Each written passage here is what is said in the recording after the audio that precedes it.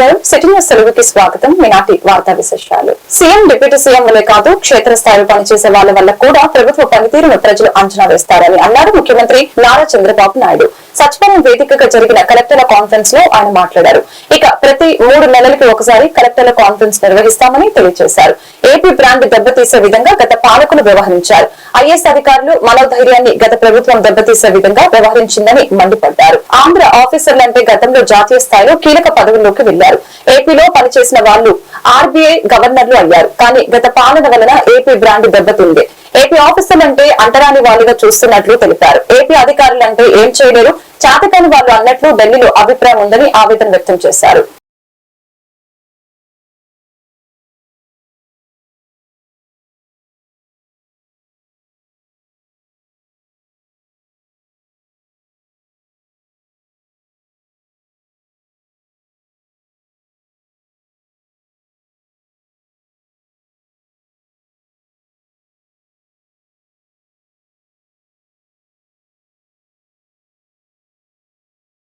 గత ప్రభుత్వంలో ఇసుక అక్రమాలపై సిఐడి విచారణ ఆదేశిస్తున్నట్లు సీఎం చంద్రబాబు ప్రకటించారు.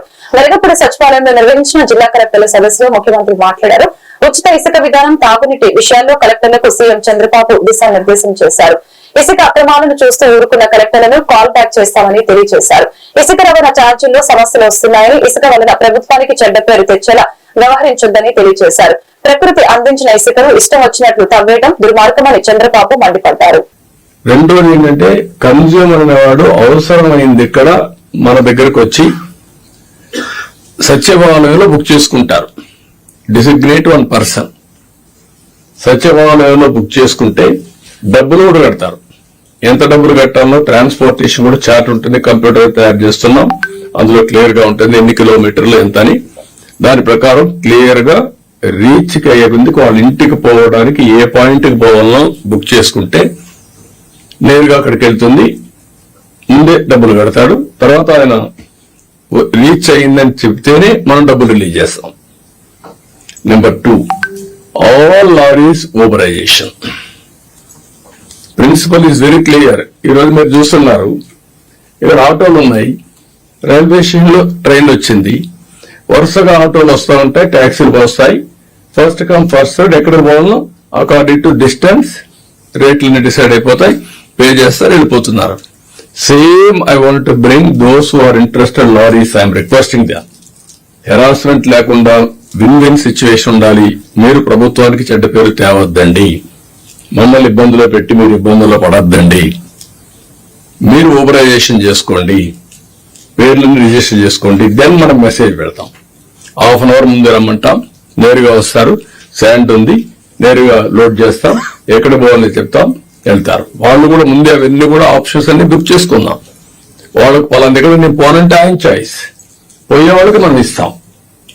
ఏది కూడా స్టాండర్డైజేషన్ చేస్తాం. రేట్లన్నీ స్టాండర్డైజేషన్ ప్రకారం ఎవరైతే వెళ్ళి ఉంటారో అవన్నీ ట్రాన్స్పరెంట్ గా పెట్టేస్తాం. ఇవన్నీ బుక్ చేసిన తర్వాత 1 ఓబరైజేషన్ ఆఫ్ ట్రాన్స్పోర్ట్. అవసరమైతే ఆ వ్యక్తి రావాలంటే పలానా రోజు మీకు దొరుకుతుందంటే వచ్చి ఆయన వెహికల్ అయినా పోవచ్చు, లారీలో కూర్చొని ఇంటికి తీసుకుపోవచ్చు. We don't have any objection. Check చేసుకోమనండి.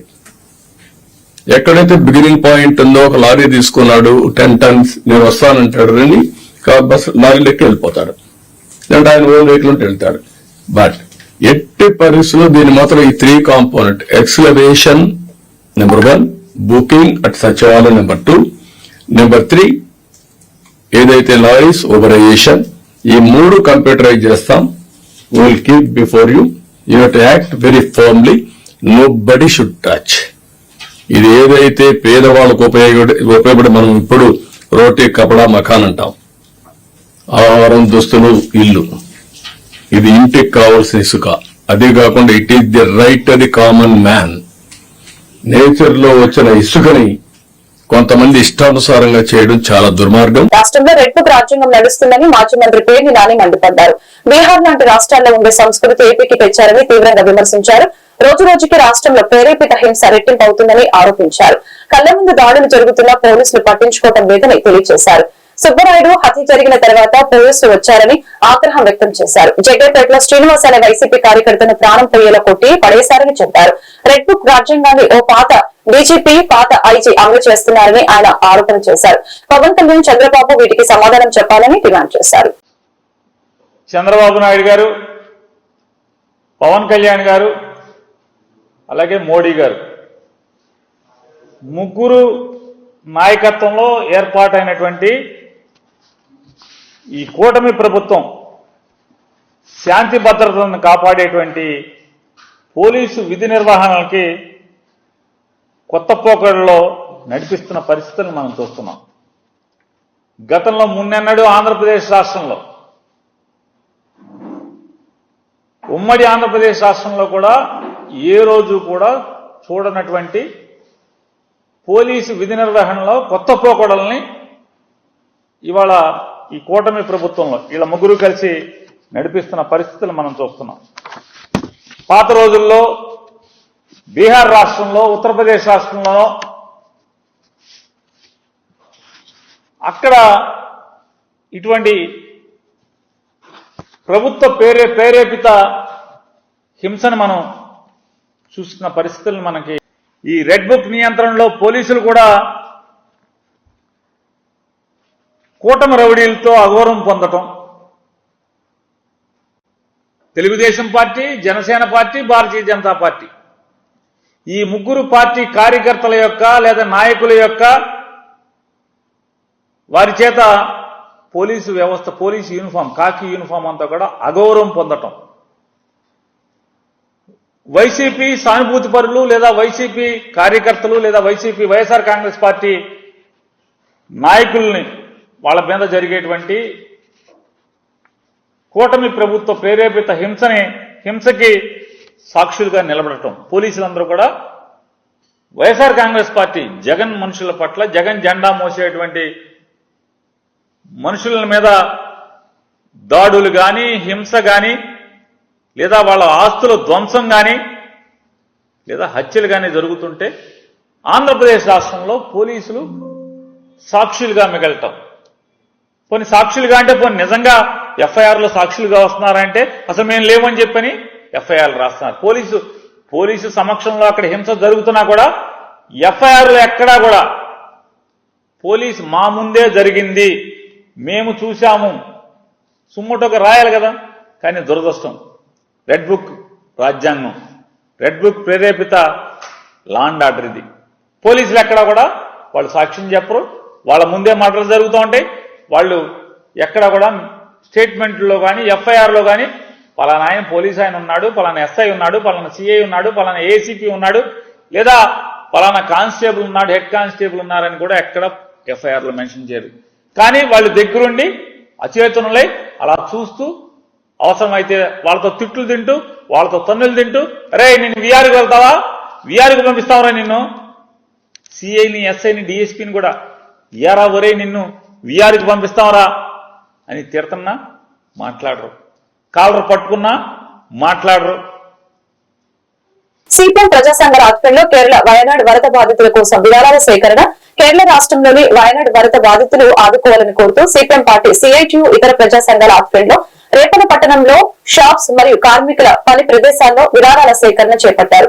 ఈ సందర్భంగా సిపిఎం రేపల్ల పట్టణ కార్యదర్శి సిహెచ్ మణిలాల్ మాట్లాడారు.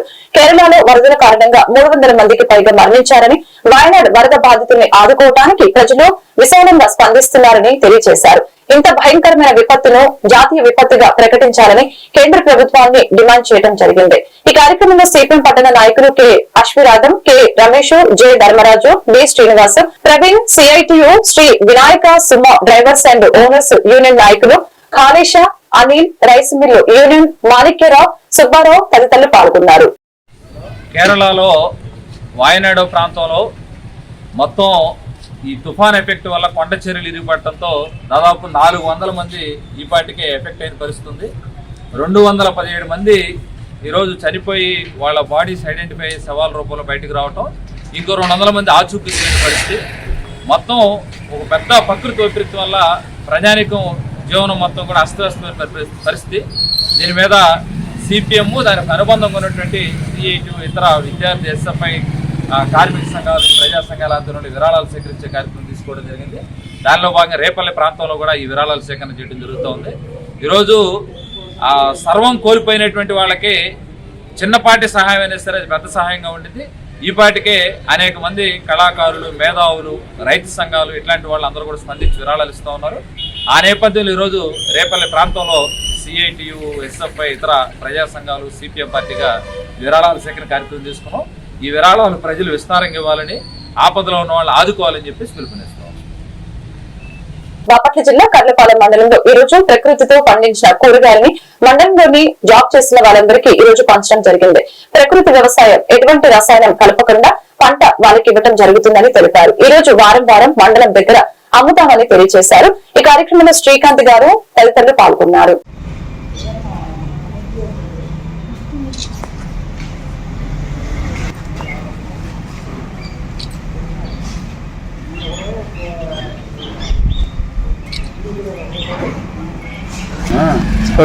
అందరికీ నమస్కారం అండి. నా పేరు శ్రీకాంత్. నేను బాపట్ల డివిజన్లో మాస్టర్ ట్రైనర్గా పనిచేస్తున్నాను. సో ఈ రోజు ఏంటంటే మన ఎంఆర్ఓ ఆఫీస్ దగ్గర ప్రకృతి వ్యవసాయం చేత పండించినటువంటి కూరగాయల్ని మన ఎంప్లాయీస్ అందరికి కూడా అందుబాటులో ఉంచాలని ఈరోజు ఎంఆర్ఓ ఆఫీస్ దగ్గర ఈ కూరగాయలు అన్నది పెట్టడం జరిగింది. అలాగే ప్రతి వారము మనకి ఇక్కడ ఎంఆర్ఓ ఆఫీస్ దగ్గర ప్రతి వారము మన ప్రకృతి వ్యవసాయం చేత పండించినటువంటి కూరగాయలు అన్నీ కూడా అందుబాటులో ఉంచుతామండి. అలాగే రైసు, అలాగే మన కూరగాయలు, అలాగే ఫ్రూట్స్, మొత్తం అన్ని లీవ్స్ కానీ అన్నీ మన ప్రకృతి వ్యవసాయం చేత పండించేటువంటి ఆయిల్స్ కానీ, అలాగే మన ప్రకృతి వ్యవసాయం చేసే పప్పులు కానీ అన్ని రకాలు కూడా రైతులకి, మన ఎంప్లాయీస్కి అందరికీ అందుబాటులో ఉంచాలని ప్రతి వారం కూడా ఈ మండే మార్కెట్ అన్నది ఒకటి ఏర్పాటు చేసి ఇక్కడ వారం ఎంఆర్ఓ ఆఫీస్ దగ్గర అందుబాటులో ఉంటాయి. రైతులు కావచ్చు, మహిళలు కావచ్చు, అలాగే ఎంప్లాయీస్ కావచ్చు, మండలంలో ఉన్నటువంటి ఎవరైనా సరే ఇక్కడికి వచ్చి కొనుగోలు చేసుకోవచ్చండి. ప్రతి వారం అందుబాటులో ఉంచుతాం. పాఠశాలలో విద్యార్థుల శ్రేయస్సు కోరిక మేరకు సురక్షితమైన త్రాగునీరు అందించాలనే దృక్పథంతో దాత యలమంచిలి మనోరమ ముందుకు రావడం ఆనందదాయకమని తెలియజేశారు. బాపట్ల జిల్లా వేమూరు నియోజకవర్గం అమృతలూరు మండల పరిధిలో తురుమెల్ల గ్రామానికి చెందిన యలమంచిలి మనోరమ తన తల్లిదండ్రులు కొత్తపల్లి అబ్బయ్య గారి కోటయ్య కుమారుడు అబ్బయ్య స్మారకార్థంగా 50,000 ఆర్థిక సహాయంతో మినరల్ వాటర్ ప్లాంట్ నిర్మాణానికి చేయూతనిచ్చారు. ఈ క్రమంలో సోమవారం అమృతలూరు జిల్లా పరిషత్ ఉన్నత పాఠశాలలో ప్లాంట్ ప్రారంభోత్సవ కార్యక్రమాన్ని నిర్వహించడం జరిగింది. కార్యక్రమంలో కొడాలి కోటేశ్వరరావు, యలవర్రు మాజీ సర్పంచ్ ఇంటూరి విజయభాస్కర్, మేరక వెంకటేశ్వరరావు, పావులూరి కాళిదాసు, ఉపాధ్యాయులు మాచేటి వెంకటేశ్వరరావు, మల్లంపాటి గిరిధర్ ప్రసాద్, రవి, పోతురాజు, అనురాధ, విజయలక్ష్మి, రత్న, విద్యార్థులు పాల్గొన్నారు.